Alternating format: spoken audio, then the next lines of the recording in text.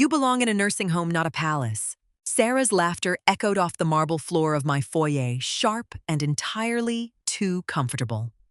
She stood by the front door, trailing a hand along the expensive console table I had bought with my late husband. Beside her, my son David stared at his shoes. He had just finished explaining that Sarah's parents were selling their modest home in another state and would be moving into my master suite next month. I apparently would be relocated to the small guest room in the back until they found a suitable facility for me. They stood in the house I owned, outright a beautiful Palm Beach villa I had purchased in cash 5 years ago. There was no mortgage, no trust, no cosigner. It was mine. Yet they spoke as if they were the landlords and I was a tenant whose lease had just expired. I looked at my daughter-in-law. Her eyes were already scanning the grand staircase, mentally replacing my artwork with her own. Then I looked at my son, a man who had never fully grasped the concept of earning his own way. I didn't scream.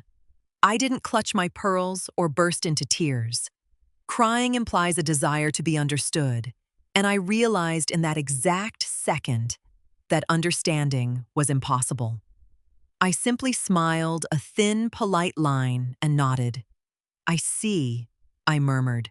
I turned around, walked into the kitchen, and poured myself a glass of iced water. My hands were perfectly steady. The audacity of their assumption didn't break my heart. It cured my blindness. For 2 years, I had let them live here to help them save for their own place. I had mistaken my patience for maternal support. They had mistaken it for weakness. That evening, while they watched television on my expensive leather sofa, I sat at the kitchen island and opened my laptop. I didn't look up eviction laws or call a lawyer. I logged into my bank accounts. With a few precise clicks, I canceled the autopay for their car insurance, their premium cable, and the weekly grocery delivery. If they were ready to be the masters of a palace, it was time they paid for the lights. The hostile takeover of my home hadn't happened overnight. It was a slow, quiet erasure that began the week David and Sarah moved in. At first, it was a coffee mug left on my reading table. Then, it was Sarah reorganizing my pantry because she didn't like where I kept the spices. Eventually, my favorite armchair was pushed into a corner to make room for her oversized fitness bike. I never argued. I observed. I watched how David would sit on the patio drinking the wine I bought, complaining about how hard his entry-level management job was. I watched Sarah act like the lady of the manor, inviting her friends over for pool parties while I quietly retreated to my bedroom. I had made myself small in my own massive house, hoping to keep the peace. But peace is a terrible trade-off for your dignity. 2 days after the foyer incident, David marched into the kitchen holding his phone. He looked flustered. "Mom, my card got declined for the grocery delivery, and the Wi-Fi in the West Wing is down." I didn't stop slicing my apple. "I canceled the grocery account, David, and I downgraded the internet package. I'm on a fixed income and I need to start preparing for my future." Sarah walked in, catching the tail end of my sentence. A smug grin spread across her face. She clearly thought my future meant the nursing home they had chosen for me. "Well, it's good you're finally being realistic, Evelyn. We have a lot of expenses coming up with my parents moving in." "I imagine you do," I replied, taking a bite of my apple. I didn't explain. I didn't defend myself. I just picked up my plate and walked out to the patio to enjoy the ocean breeze. I left them standing in the kitchen, confused by my lack of resistance. They thought they had won. They had no idea I was already packing my life away in my head. A week later, I sat on the terrace reading a book. The sliding glass doors were open just enough for me to hear Sarah on the phone in the living room. She wasn't trying to be quiet. She was talking to her mother, Linda. "Yes, Mom. August 15th. The moving trucks are booked." Sarah chirped, her voice dripping with excitement. "Don't worry about her. David handled it. She's moving to the back room for a bit, and then we'll find a nice little assisted living place. The master suite is all yours." I turned the page of my book. August 15th. I had exactly 5 weeks. I didn't feel betrayed anymore. I felt a clinical detachment.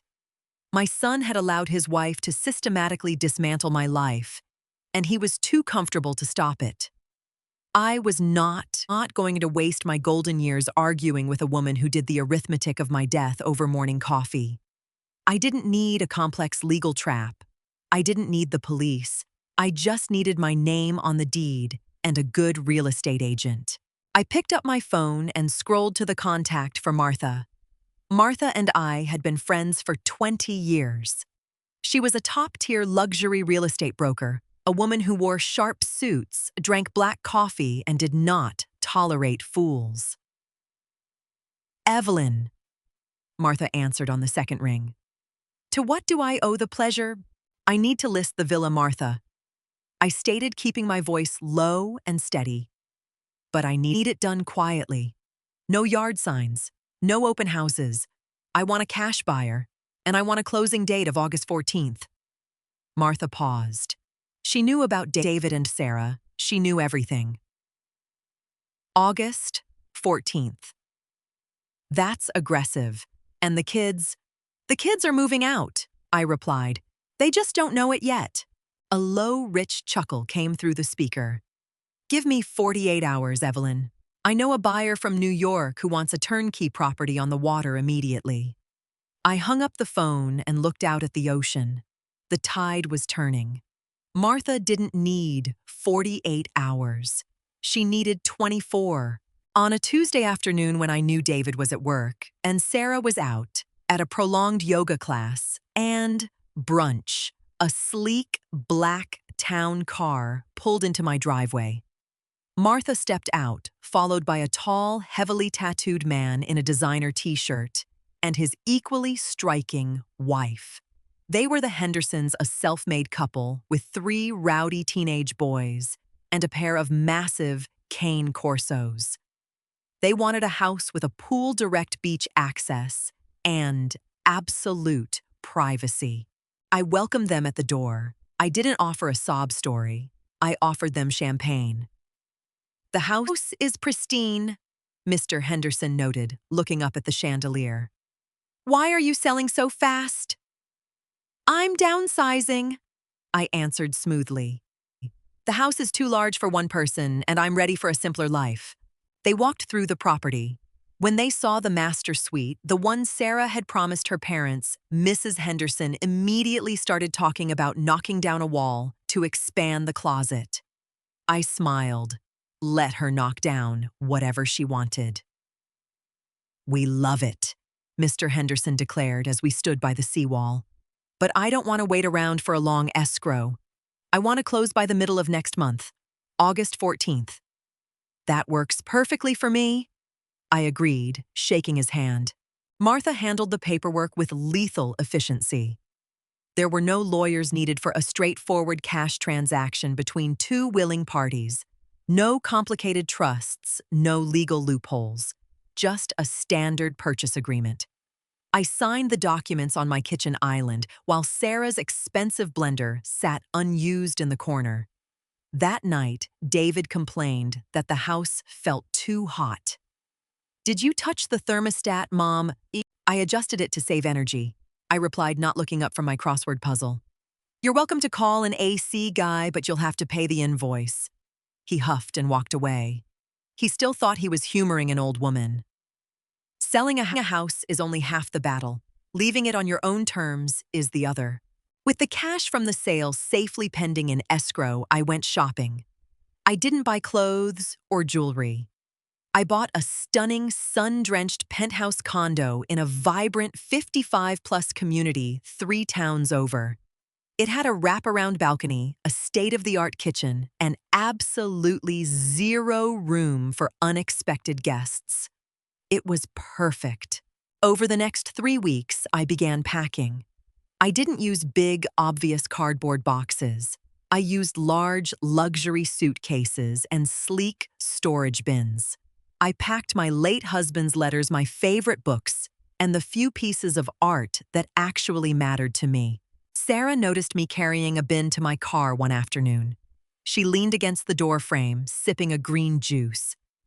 Getting a head start on packing for the nursing home, Evelyn. That's smart. My parents have a lot of furniture coming, so we'll need your room cleared out entirely. I paused, resting my hand on the trunk of my car. I looked her right in the eye. I am making sure my belongings are exactly where they need to be, Sarah. You don't need to worry about my room. It will be completely empty for the new occupants. She beamed, mistaking my literal truth for total submission. Great. I'm glad we're finally on the same page. I closed the trunk. We were not on the same page. We weren't even in the same book. I spent the next few days slowly transporting my life to the new condo. I hired a private moving service to take my heavy furniture out the side door while David and Sarah were away on a weekend trip they had demanded I pay for. I declined, and they went anyway, putting it on their credit card. By the time they returned on Sunday evening, my presence in the house was reduced to a single suitcase and a toothbrush. The final week approached and the tension in the house shifted. Sarah was manic, constantly measuring doorways and ordering David around. She tried to rope me into her chaos. Evelyn, she snapped one morning, dropping a clipboard on the kitchen counter. The painters are coming for the master suite on the 16th. I need you to stay here and supervise them because I have a spa appointment. I finished my coffee and rinsed the mug in the sink. I turned around and dried my hands on a towel. No. Sarah blinked. Excuse me? No, I repeated calmly. I will not be here to supervise your painters. You will have to manage your own appointments. David walked in, rubbing his eyes. Mom, come on. Just help Sarah out.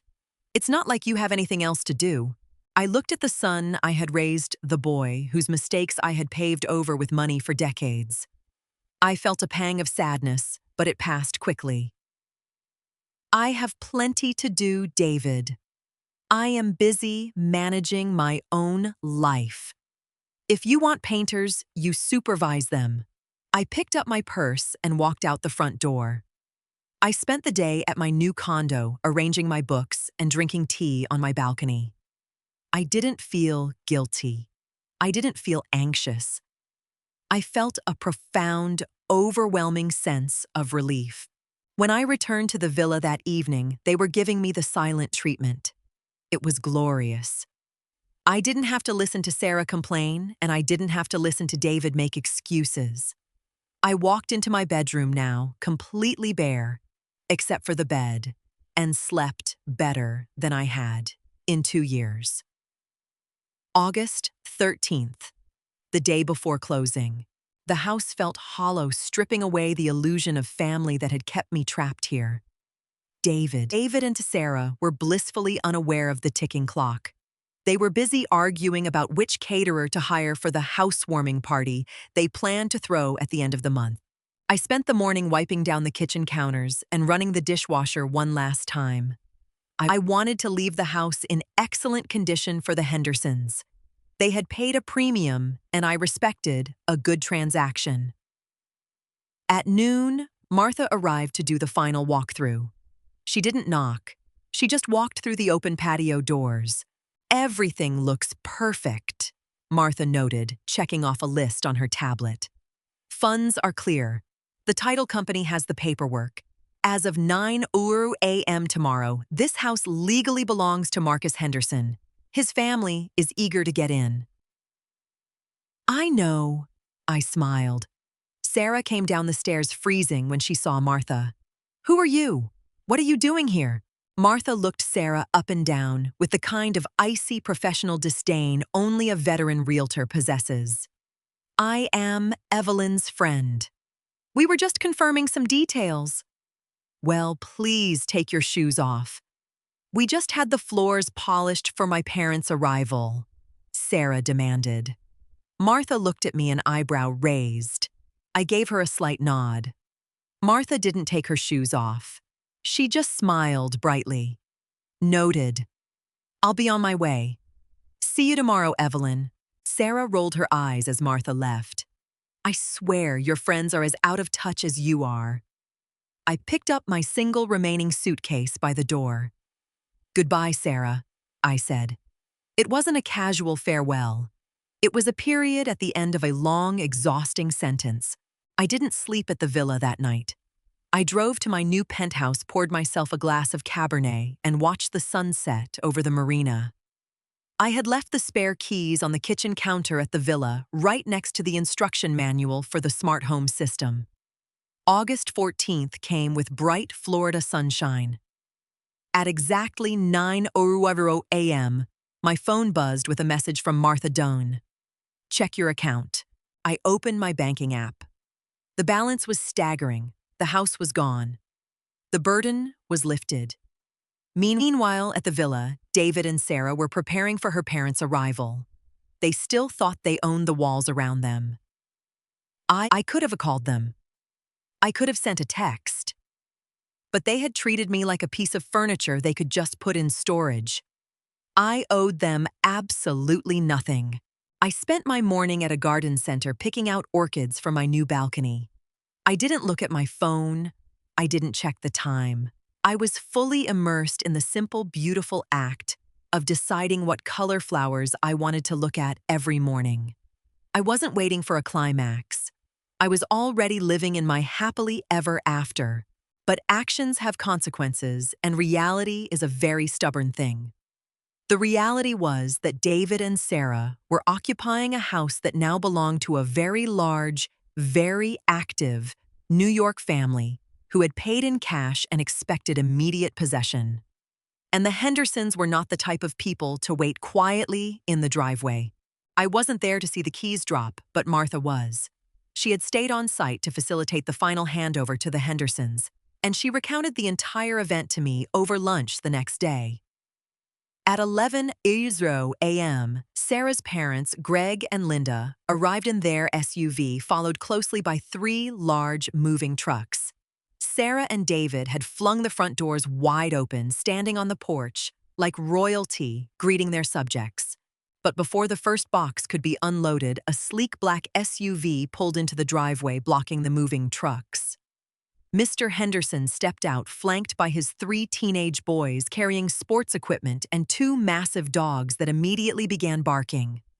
Sarah marched down the steps. "Excuse me, who are you? You're blocking our moving trucks." Mr. Henderson looked at her confused. "I'm the owner. We just closed an hour ago." "Who are you and why are you at my house?" Sarah laughed, a high-pitched, nervous sound. "Your house. This is my husband's house. I think you have the wrong address." Martha stepped out from the shade of the porch, holding a very thick, legally binding folder. "Actually, Sarah, he doesn't. Evelyn sold the property to Mr. Henderson. The transaction was finalized this morning. You are currently trespassing." Sarah froze. She looked at Martha, then at the heavily tattooed man, and finally at her parents, who were standing on the lawn, looking completely lost. She reached into her pocket, pulling out her set of house keys as if they were a shield. No, Evelyn can't do that. She belongs in a nursing home," Sarah yelled, her composure shattering. Martha simply pointed to the new locks Mr. Henderson's contractor was already installing on the side door. "She belongs wherever she wants. But you do not belong here." That was the moment Sarah dropped the keys. They hit the driveway with a sharp clatter. My phone rang at 2:00 p.m. It was David. I let it ring 3 times before I answered. I sat on my new balcony looking at my orchids. "Hello, David." "Mom!" he shouted, panic lacing his voice. "Where are you? What did you do?" "There are strangers here claiming they own the house. Sarah's parents have nowhere to go. Their house is sold. The moving trucks are charging by the hour." I didn't raise my voice. I spoke with the calm precision of a woman who had finally found her center. "I sold my house, David. The one I bought. The one I owned. But where are we supposed to live?" he demanded, sounding exactly like the helpless teenager I had constantly bailed out.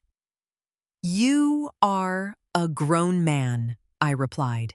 "You have a job. You have a wife. I suggest you figure it out. You wanted me in a nursing home so you could play house. I decided I preferred a penthouse. Mom, you can't just leave us like this. I am not leaving you, David. I am simply letting you stand on your own 2 feet. Do not call me asking for money. Do not call me asking for a place to stay. I hung up. I didn't block his number, but I didn't answer his subsequent calls. I heard through the grapevine that Sarah's parents had to put their belongings in storage and rent a cramped apartment. David and Sarah moved into a small, overpriced rental on the highway.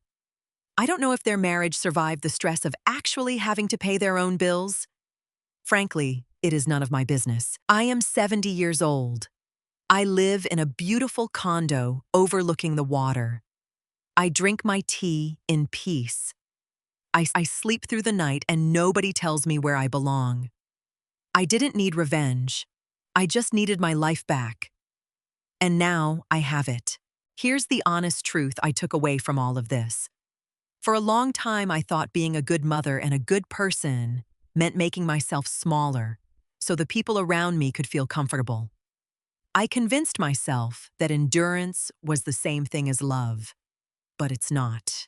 When you let people treat you like a guest in your own life, they will eventually believe that's exactly what you are. The moment I stopped waiting for my family to respect me and simply decided to respect myself instead, the entire game changed. You don't always need to argue, yell, or seek revenge to set a boundary. Sometimes the most powerful thing you can do is silently pack up your peace, change the locks on your life, and walk away. You are never too old to rewrite your own ending. Let me ask you something, and I really do read the comments. Have you ever found yourself shrinking in your own home or relationship just to keep the peace? When was the moment you finally decided enough was enough? And how did you take your power back? Tell me your story down below. If my journey resonated with you today, please do me a quick favor and hit that subscribe button. It helps this channel grow, and it tells me you want to hear more stories about taking back control. Stay strong, know your worth, and I'll see you in the next video.